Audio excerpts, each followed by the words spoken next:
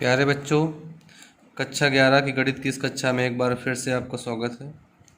हम लोग प्रश्नावली 1.1 का आज क्वेश्चन नंबर 3 देखेंगे।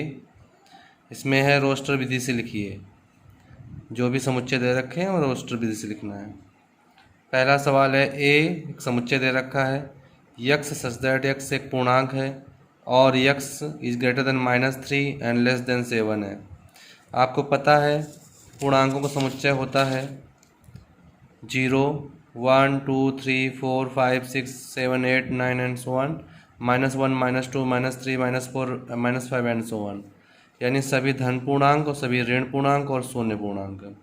लेकिन हम देखेंगे -3 से बड़े पूर्णांक चाहिए तो -3, और 7 से छोटे चाहिए, 7 से छोटे यानी 6 से शुरू हो जाएगा इधर -2 से। तो -2, -1, 0, 1, 2, 3, 4, 5, 6, तो ये आपके आ जाएंगे, अवयव आ जाएंगे इस समुच्चय के। तो ए इक्वल टू -2, -1, 0, 1, 2, 3, 4, 5, 6, ये आपका आंसर हो जाएगा। दूसरा क्वेश्चन है बी, सेकंड नंबर है बी। एक समुच्चय है यक्स सच दैट यक्स संख्या 6 से कम एक प्राकृतिक संख्या है। प्राकृतिक संख्या आप जानते हो 1, 2, 3, 4, 5, 6, 7, 8, 9, 10 इस तरह से होती हैं। लेकिन 6 से कम प्राकृतिक संख्या चाहिए तो 6 से कम आपकी 1, 2, 3, 4, 5 हो जाएंगी। तो ये आपका आंसर आ जाएगा बी इक्वल टू 1, 2, 3, 4, 5। तो तीसरा क्वेश्चन है सी, एक समुच्चय दे रखा है एक्स सच दैट एक्स दो अंकों की एक ऐसी प्राकृतिक संख्या है जिसके अंकों का योग 8 है। तो दो अंकों की संख्या चाहिए हमको, अंकों का योग 8 रहना चाहिए। तो वो हो जाएगी 17, यानी 1 + 7 8 होता है, 26, 35, 44, 53, 62, 71 और ये 80। तो ये हो जाएगा आपका आंसर। अगला क्वेश्चन देखते हैं हम लोग। यक्स सच दैट यक्स एक अभाज्य संख्या है। डी, एक समुच्चय दे रखा है यक्स सच दैट यक्स एक अभाज्य संख्या है जो 60 की भाजक है। पहली बात तो अभाज्य संख्या आप जानते हो वो होती हैं जिनमें स्वयं का भाग जाए और 1 से जाए, वो अभाज्य संख्याएं होती हैं 2, 3, 5, 7, 11, 13, 17, 19, 23, 29, 31 एंड सो ऑन। अच्छा, आप 60 के अगर अभाज्य गुणनखंड करते हैं तो आते हैं 2 गुणे 2 गुणे 3 गुणे 5। तो अब इनमें से अभाज्य संख्याएं, तो उपरोक्त अभाज्य संख्याओं में से 2, 3, 5 ऐसी संख्याएं जो 60 की भाजक हैं। यानी 60 में केवल 2 का भाग जाएगा, 3 का जाएगा और 5 का जाएगा। तो ये आंसर आ जाएगा आपका 2, 3, 5। पांचवा सवाल है ट्रिग्नोमेट्री शब्द के सभी अक्षरों का समुच्चय।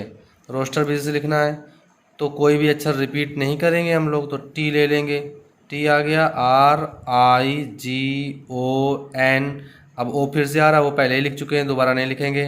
M, E, T पहले से लिख चुके हैं, नहीं लिखेंगे। R पहले से लिख चुके हैं, नहीं लिखेंगे। और Y, तो ये आ जाएगा आपका आंसर। बेटर शब्द के सभी अक्षरों का समुच्चय तो बी आ जाएगा, ई आ जाएगा। टी 2 बार लिखा है, 1 बार लेंगे। ई 1 बार पहले लिख चुके हैं और आर आ जाएगा। तो ये आपका छठा सवाल हो गया।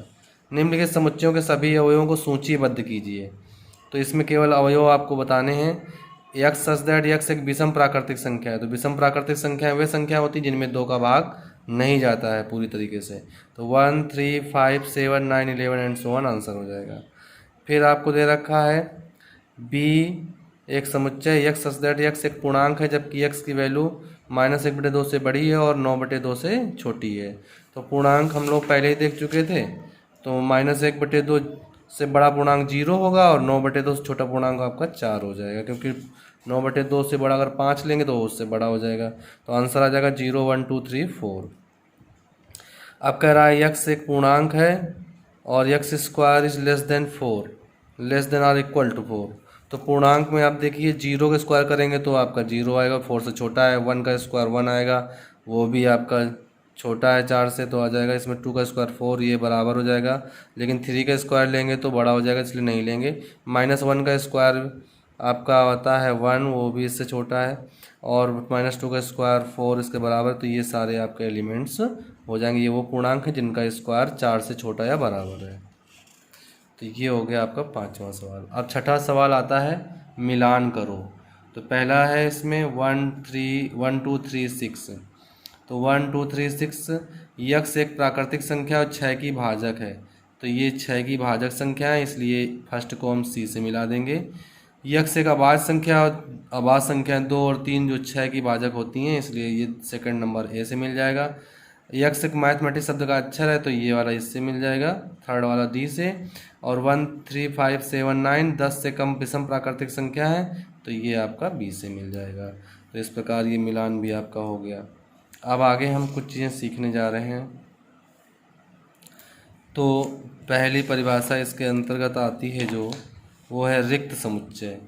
रिक्त समुच्चय नल या एम्प्टी सेट, इसी को जीरो सेट भी कह सकते हैं। यदि किसी समुच्चय में एक भी अवयव ना हो तो उसे रिक्त समुच्चय कहते हैं। इसे फाई से व्यक्त करते हैं। तो फाई बराबर कर्ली ब्रैकेट अंदर कुछ भी नहीं लिखा जाएगा। उदाहरण, यक्स एक प्राकृतिक संख्या है जो कि दो से बड़ी और 3 से छोटी। 2 से बड़ी और 3 से छोटी कोई भी प्राकृतिक संख्या बीच में 2 और 3 के नहीं होती है, इसलिए रिक्त समुच्चय होगा।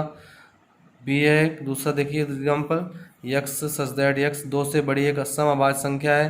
तो दो केवल एक ही अभाज्य संख्या ऐसी होती है जो दो सम होती है, वो होती है 2 से बड़ी कोई अभाज्य संख्या सम नहीं होती, इसलिए ये भी रिक्त समुच्चय होगा, इसमें कोई अवयव नहीं होगा। अब इसके बाद रिक्त समुच्चय हमने समझ लिया है। अब आते हैं हम लोग परिमित और अपरिमित समुच्चय। परिमित को इंग्लिश में बोलते हैं फाइनाइट और अपरिमित को infinite. Finite and infinite sets. एक समुच्चय जो रिक्त है अथवा जिसके अवयवों की संख्या निश्चित होती है परिमित समुच्चय कहलाता है। अन्यथा था बनेगा यहाँ पे, अन्यथा समुच्चय अपरिमित होता है। जैसे उदाहरण, सप्ताह के दिनों का समुच्चय तो 7 दिन होते हैं तो परिमित है। 10 से कम प्राकृतिक संख्याओं का समुच्चय तो 9 तक हो जाएंगे, 1 2 3 4 5 6 7 8 9, तो परिमित समुच्चय होगा। विषम प्राकृतिक संख्याओं का समुच्चय तो विषम प्राकृतिक संख्या 1 3 5 7 9 11 13 17 19 ऐसे गिनते चले जाओ, ठीक है। 1 3 5 7 9 11 13 15 17 19 चाहे इतने गिनते रहो, तो ये अपरिमित समुच्चय हो जाएगा। समअभाज्य संख्याओं का समुच्चय, ये समअभाज्य संख्या सिर्फ होती है, एक ही संख्या होती है, वो 2 होती है, तो हो जाएगा परिमित। एक्स अक्ष के समांतर रेखाओं का समुच्चय, चाहे जितनी रेखाएं खींच सकते हो, ये अपरिमित समुच्चय होगा। जो उदाहरण होगा ये आपके। अब आते हैं हम लोग समान समुच्चय में। इक्वल सेट, दो समुच्चय ए तथा बी समान समुच्चय कहलाते हैं यदि उनमें तथा समान अवयव हों। मतलब जो अवयव ए में हो वही अवयव बी में हो, जो अवयव बी में हो वही ए में होने चाहिए, तब हम लिख सकते हैं ए बराबर बी।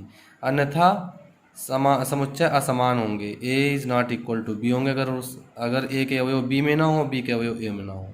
यहाँ पर एग्जाम्पल देखेंगे, ए लिखा हुआ है 1 2 3 4, ये लिखा है 2 3 4 1, तो इसके सारे एलिमेंट्स इसमें, इसके सारे एलिमेंट्स इसमें, इसलिए ए बराबर बी के है।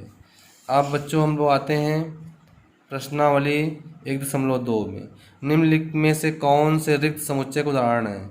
2 से भाज्य विषम प्राकृतिक संख्याओं का समुच्चय। 2 से भाज्य, तो कोई भी विषम प्राकृतिक संख्या होगी वो 2 से भाज्य हो नहीं सकती, तो नल सेट होगा, अर्थात ये रिक्त समुच्चय है। समअभाज्य संख्याओं का समुच्चय, समअभाज्य संख्या 2 होती है तो यह रिक्त समुच्चय नहीं, क्योंकि इसमें एक एलिमेंट है। यक्स एक प्राकृतिक संख्या है, साथ ही साथ 5 से छोटी और 7 से बड़ी हो, तो 5 से छोटी और 7 से बड़ी एक साथ हो नहीं सकती, ये रिक्त समुच्चय है। 5 से छोटी लेंगे तो 4 लेंगे, तो 7 से बड़ी कैसे हो सकती है? फिर 7 से बड़ी नहीं होगी। अगर 7 से बड़ी लेते हैं अगर 8, तो वो 5 से छोटी नहीं हो सकती है, तो दोनों कंडीशन को फॉलो नहीं कर पा रही, इसलिए यह रिक्त समुच्चय है। वाई किन्हीं भी समांतर रेखाओं का उभयनिष्ठ बिंदु है। समांतर रेखाएं आपस में कभी काटती नहीं है, तो इसमें भी कोई भी रेखा ऐसा कोई भी बिंदु नहीं होगा, इसलिए रिक्त समुच्चय है। अब बच्चों इसमें हमको दूसरे नंबर क्वेश्चन में परिमित और अपरिमित बताना है। वर्ष के महीनों का समुच्चय 12 महीने होते हैं, परिमित है, इनको काउंट कर सकते हो, डिफिनिट है, इनकी अवयवों की संख्या परिमित है तो परिमित हो गया। ये लिखा है 1 2 3 4 5 एंड सो ऑन, प्राकृतिक संख्याओं का समुच्चय, ये अपरिमित है। 1 से लेकर 100 तक की संख्याएं लिखी हुई हैं प्राकृतिक संख्या है, तो ये परिमित है। 100 से बड़े धन पूर्णांकों का समुच्चय, 100 से बड़े चाहे इतने लिखते चले जाओ, अपरिमित होगा। 99 से छोटे अभाज्य पूर्णांकों का समुच्चय परिमित होगा। अब परिमित अपरिमित इसमें भी बताना है। यक्स अक्ष के समांतर रेखाओं का समुच्चय, चाहे इतनी खींच सकते हो, अपरिमित होगा। अंग्रेजी वर्णमाला के अक्षरों का समुच्चय परिमित होगा, 26 अक्षर होते हैं। उन संख्याओं का समुच्चय जो 5 के गुणज हैं वो आपका अपरिमित होगा, क्योंकि 5 गुणज चाहे इतने लिख सकते हो, 5 10 15 20 25 एंड सो ऑन। पृथ्वी पर रहने वाले जानवरों का समुच्चय, ये काफ़ी बड़ा समुच्चय होगा, लेकिन फिर भी अगर हम गिनना चाहें तो जानवरों को काउंट किया जा सकता है, इसलिए परिमित होगा। मूल बिंदु 0,0 से जाने वाले वृत्तों का समुच्चय चाहे जितने खींच सकते हो अपरिमित होगा। चौथा सवाल, इसमें समान समुच्चय पता करना है कि कौन कौन से हैं, तो है कि नहीं। ए इसमें है, इसमें भी है, बी इसमें है, इसमें भी है, सी इसमें है, इसमें भी है, डी इसमें है, इसमें भी है, इसके सारे अवयव उसमें हैं और इसके सारे अवयव इसमें हैं, तो इसलिए ए बराबर बी के है। सेकंड नंबर देखो, इसमें ए में लिखा हुआ है 4, 8, 12, 16, इसमें लिखा है 8, 4, 8, 16, 18, तो 18 इसमें है लेकिन इसमें नहीं है, तो दोनों बराबर नहीं है, तो A is not equal to B. ये लिखा हुआ है ए बराबर 2, 4, 6, 8, 10, ये लिखा हुआ है सम धन पूर्णांक हैं 10 से छोटे या बराबर, 10 से छोटे या बराबर 2, 4, 6, 8, 10 होते हैं, इसलिए दोनों ही बराबर होंगे। करा है कि यक्स से 10 का एक गुणज है और बी लिखा हुआ 10, 15, 20, 25, 10 गुणज क्या आता है, 10 गुणज आता है आपका 10, 20, 30, 40 एंड सो ऑन, लेकिन इसमें आपका 15 नहीं है, तो ये दोनों बराबर नहीं होंगे। पांचवा सवाल देखिए जरा, इसमें ए बराबर लिखा हुआ है 2,3 और ये लिखा हुआ है समीकरण समीकरण x square plus 5x plus 6 का हल है। इसको हल करेंगे अगर हम तो इसके हल आएंगे -2 और -3, इसका मतलब ये दोनों बराबर नहीं है। करा यक्स फालो शब्द का अक्षर है तो फालो शब्द का अक्षर FLOW हो जाएगा और वाई शब्द उल्फ का एक अक्षर है तो उल्फ हो जाएगा WOLF, तो इसके सारे एलिमेंट्स इसमें हैं अर्थात ए बराबर बी के है। छठा सवाल देखिए आप, इसमें ए दे रखा है, बी दे रखा है, सी दे रखा है, डी दे रखा है, ई दे रखा है, एफ दे रखा है, जी दे रखा है और एच, ये समुच्चय दे रखे हैं, 8 समुच्चय दे रखे हैं। तो इन समुच्चयों में पहचान करनी है कि कौन कौन से बराबर हैं। तो बी में देखो 1, 2, 3, 4 है और डी में है 1, 2, 3, 4, इसलिए दोनों बराबर हो जाएंगे। ई में -1, 1 है और जी में 1, -1 है, तो ये दोनों भी बराबर हो जाएंगे, बाकी बराबर नहीं होंगे। तो बी समान समुच्चय बी तथा डी हैं और ई तथा जी हैं। इस प्रकार ये एक्सरसाइज 1.2 भी ख़त्म होती है और हम लोग 1.3 के पहले कुछ टॉपिक पढ़ेंगे, फिर 1.3 पढ़ेंगे। ठीक है, वो अगली क्लास में। धन्यवाद।